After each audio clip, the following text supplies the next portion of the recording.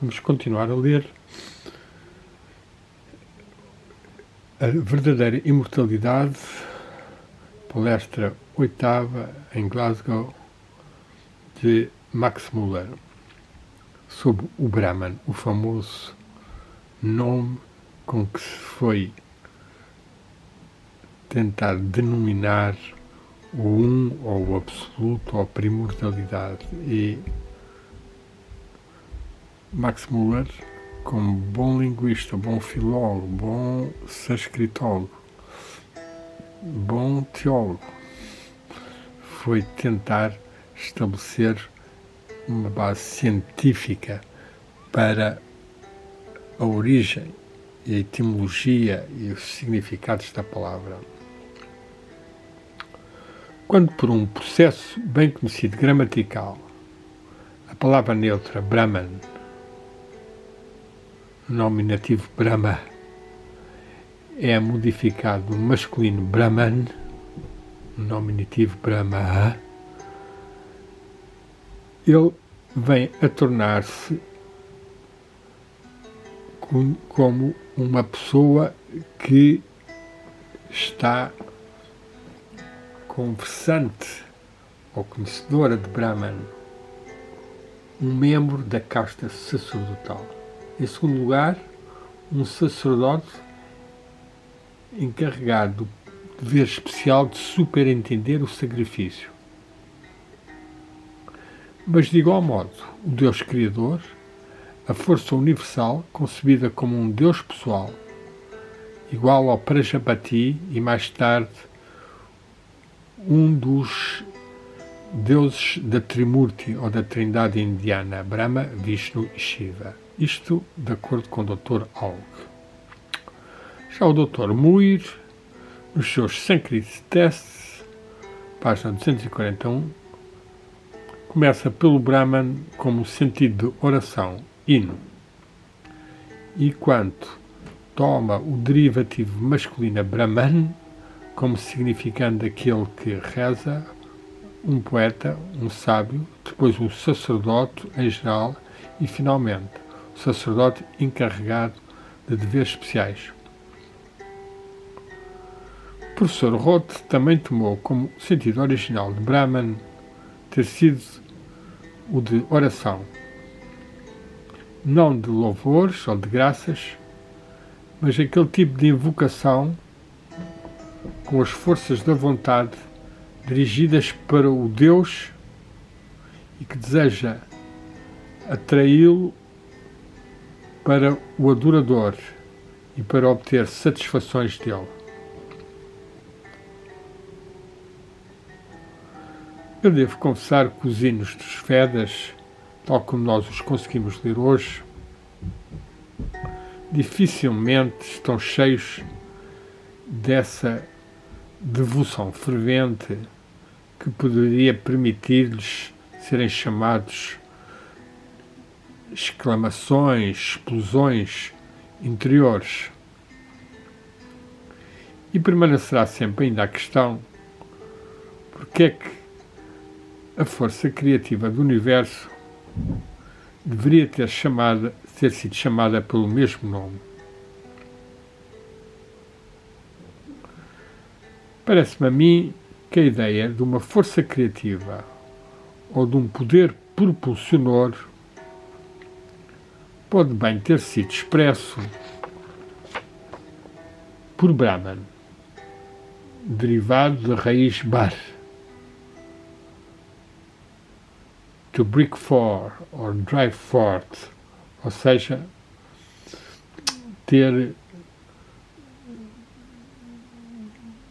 quebrar, avançar. Mas o outro Brahman, antes de se ter tornado significação de hino e oração, parece-nos ter tido um sentido mais geral de palavra ou discurso ou voz.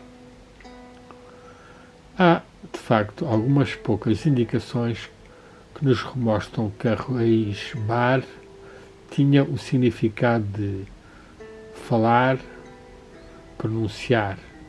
Brihaspati, que é também chamado Brahmanapati, é explicado como Vakaspati, o Senhor da Palavra, do discurso. De tal modo que Bri parece ter sido então um sinónimo de Vak, o verbo, a voz. Mas o que é ainda mais importante é que a palavra latina verbum, como eu já apontei há muitos anos, pode ser traçada em retrocesso para a palavra que tem o mesmo nome. Ou seja, se nós aceitarmos vrid como uma forma paralela de vri, a palavra inglesa word pode reclamar também a mesma origem. Então, parece-nos que Brahman significa originalmente uma pronúncia, uma afirmação, uma palavra, e só depois um hino e a palavra sagrada de Veda. E quando é usada no sentido da força criativa, ele teria sido concebido originalmente como aquilo que pronuncia, ou manifesta, ou trouxe forte que arremessa, para fora que lança. Tentador como é, nós dificilmente poderemos expor que os antigos criadores ou modeladores da linguagem sânscrita tenham tido a suspeita da identidade do Logos, Póricos e Endiatetos dos estoicos, ou do mundo como palavra ou pensamento, o Logos do Criador.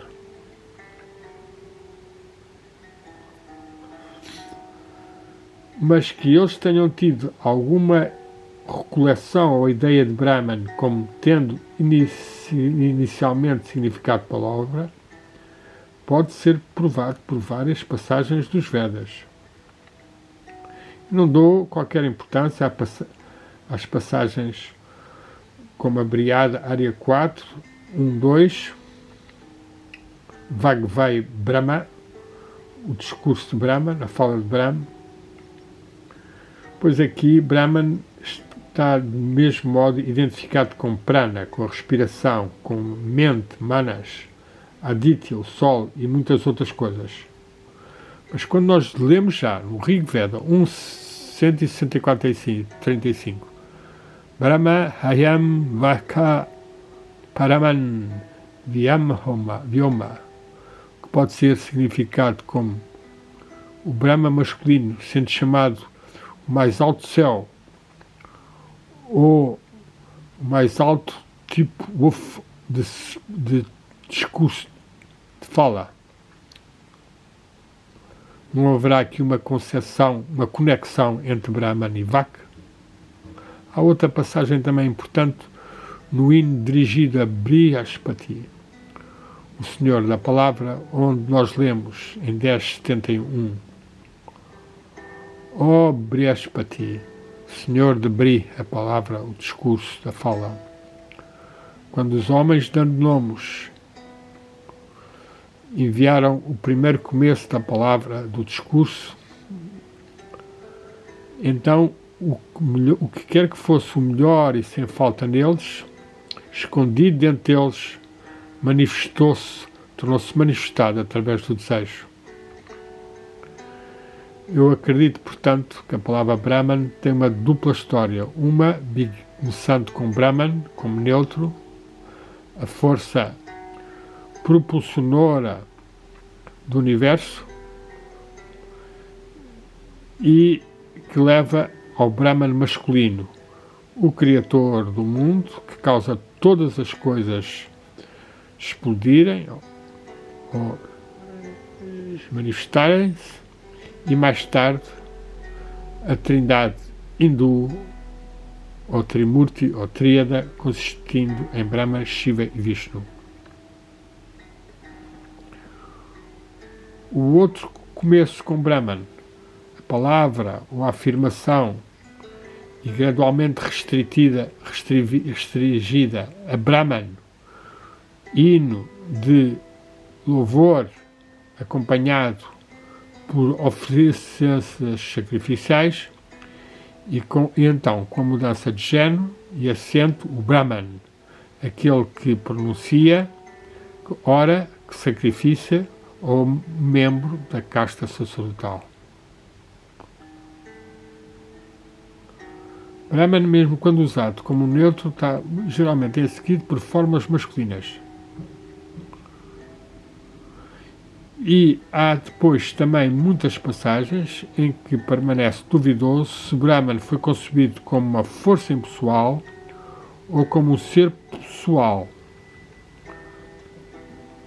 ou mesmo como ambos ao mesmo tempo. Por exemplo, nós vemos na Taittiriya Upanishada 3, aquilo a partir do qual estes seres nasceram, aquilo pela qual eles, quando nascem, vivem, aquilo na qual eles entram na sua, à hora da sua morte. Tenta conhecer isso. Isso é Brahman.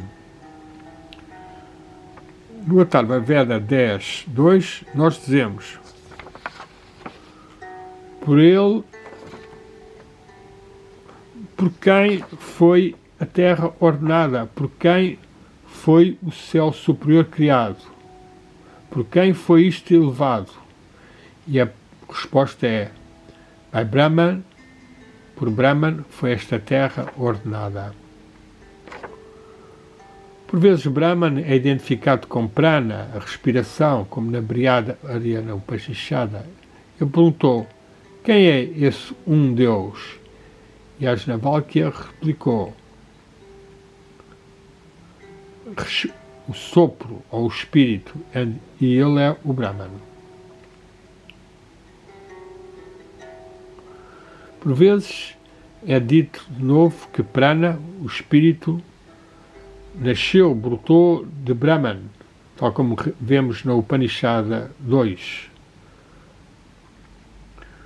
Brahman sua por meio do calor, e então ele produz a comida, e da comida o prana, e depois a mente, etc.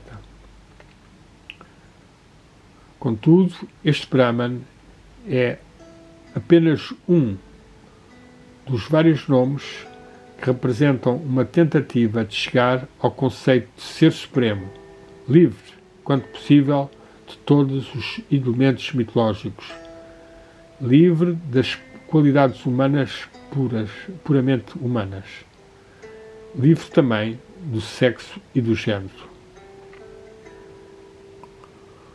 Outro nome destes é Purusha, que significa originalmente pessoa ou homem.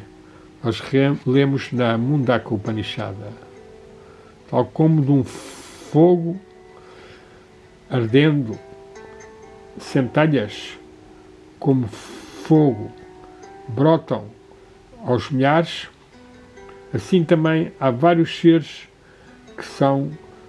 que brotam do imperecível e retornarão a ele também. Essa pessoa celestial, Purusha, não tem corpo. Ele está dentro e fora. Ele não é produzido, não tem respiração e sem mente, e é mais elevado que o mais alto e imperecível. Dele nasceu a respiração, o espírito, a mente, os órgãos dos sentidos, o éter, o ar, a luz, a água, a terra, o suporte de tudo. Nada é para a minha mente mais interessante do que observar todas estas tentativas repetidas de chegar a conceitos da deidade mais e mais altos, mais e mais puros. Estes chamados pagãos conheciam tão bem como nós que os antigos nomes eram imperfeitos e não merecedores, a divindade não era merecedora deles. E, apesar de cada nova tentativa ter-se provado como um novo falhanço, contudo, essas tentativas são creditadas, e se considerarmos o tempo e as circunstâncias em que estas lutas tomaram lugar, dificilmente nós podemos ter uma vista em toda a história da mente humana mais apeladora fortemente à nossa simpatia e mais verdadeiramente merecendo nosso estudo cuidadoso. Algumas pessoas podem dizer que tudo isto jaz para trás de nós, mas por essa mesma razão que está para trás de nós, deve-nos fazer olhar para trás de nós, ou seja, deve fazer-nos a nós verdadeiros historiadores, pois a história é basicamente olhar para trás, e quando olhamos para trás, na história da raça humana, lermos a nossa própria história. Todos nós tivemos que passar através desta fase de pensamento, através do qual os antigos rishis passaram, quando os primeiros nomes e conceitos de Deus foram por eles percebidos como sendo muito estreitos, demasiado humanos, demasiado mitológicos. Interessante esta visão. Aqui está a falar de Purusha. Purusha é outro nome de espírito muito importante, ou também o homem universal. É sobretudo a Samkhya Darshana que vai desenvolver o Purusha, já que o espírito na Darshana Vedanta é o Atman, e que Max Muller considera como tentativas de descobrir nomes e que foram deixados, mas que correspondem como também aos nossos próprios tateamentos em relação à divindade. Como é que nós podemos realizá-la melhor? E passa para um outro nome, que é o do prana, ao espírito. Tal como nós tivemos que aprender, e temos ainda que aprender, que Deus é espírito, os indianos dos tempos védicos também falaram da mais alta divindade como prana. Aqui não já usado no sentido de respiração, mas de espírito, como por exemplo no hino do Atharva Veda 11.4, dirigido ao prana, onde lemos: Prana é o Senhor de tudo que age e tudo que faz, que respira e tudo o que não respira. Não te afastes de mim, ó Prana. Tu não és outro senão eu. Vamos então traduzir Prana como espírito ou espírito divino, e então leríamos assim: o divino espírito é o Senhor de tudo. Ó divino espírito, não te afastes de mim, tu não és outro senão eu. Nós lemos também no Prashna Upanishada 2.13, tudo isto está no poder de Prana, quer que exista nos três mundos celestiais.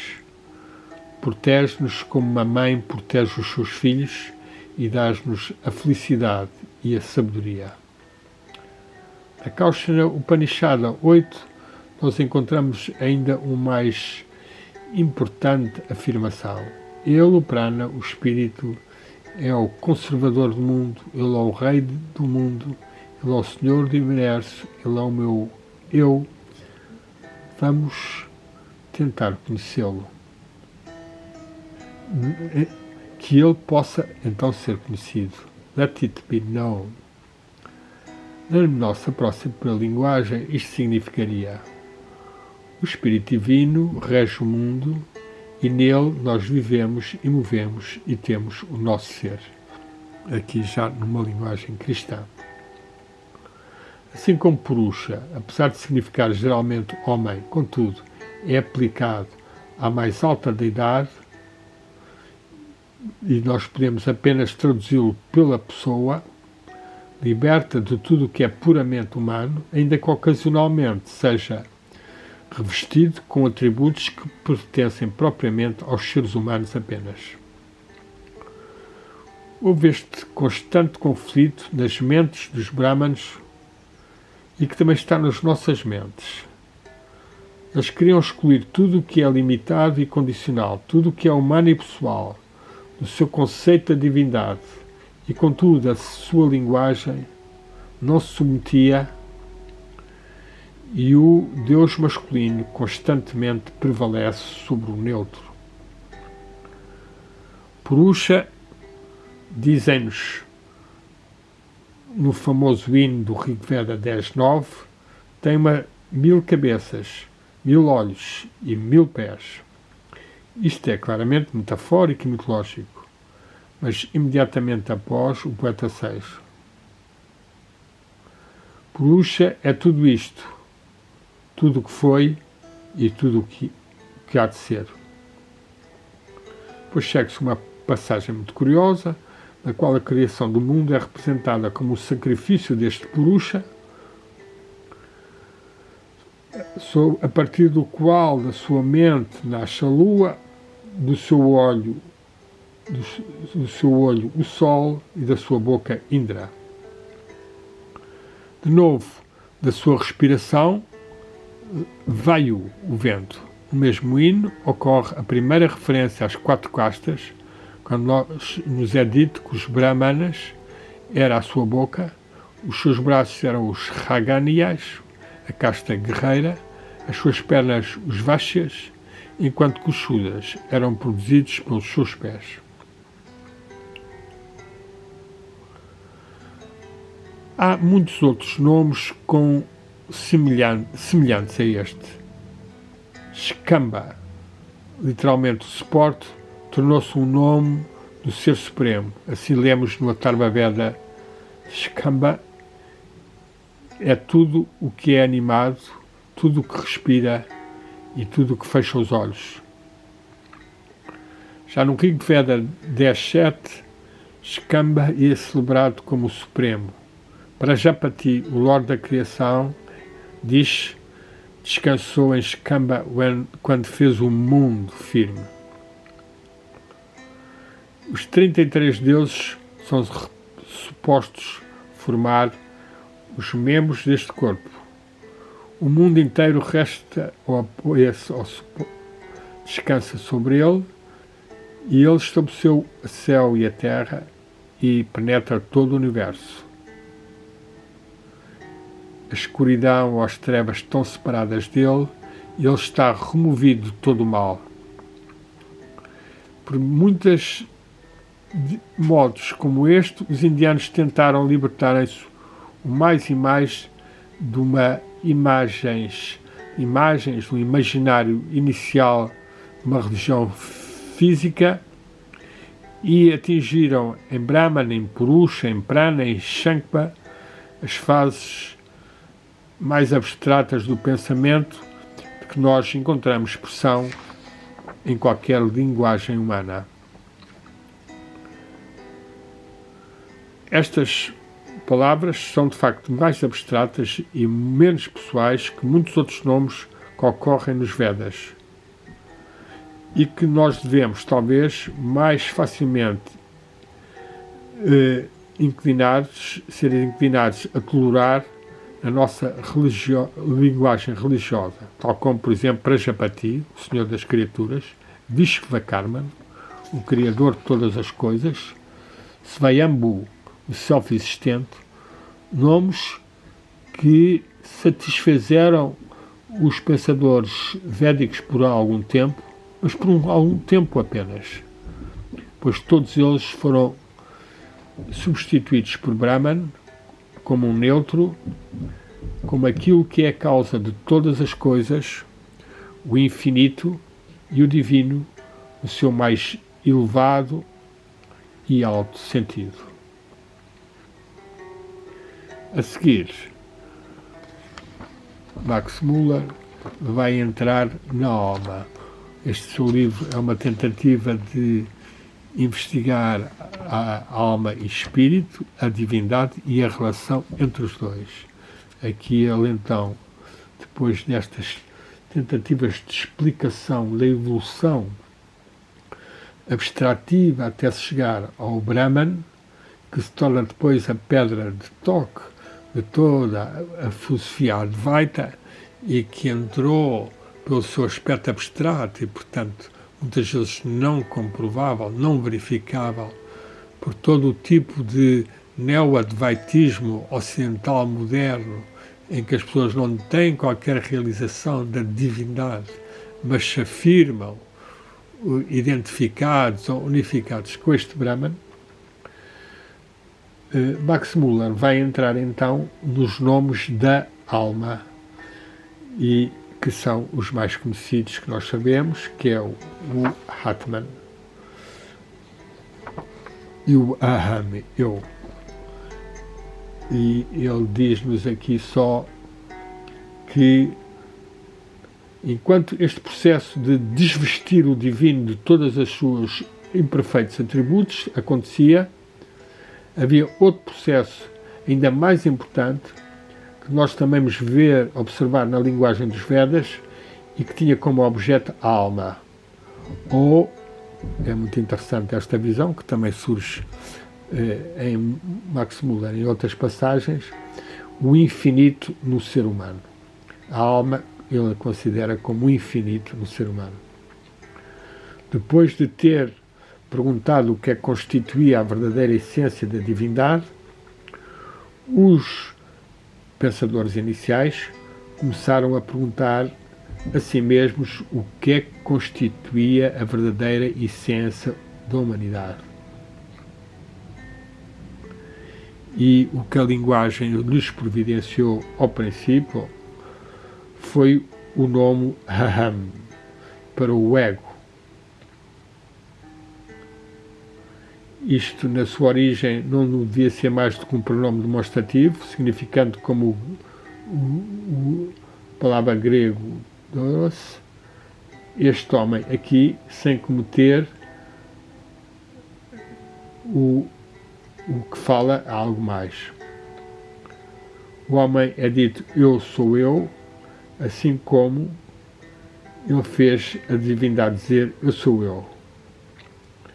Mas rapidamente percebeu-se o que era significado por este eu incluía muitos acidentes e que era de facto o resultado de circunstâncias externas dependentes do corpo,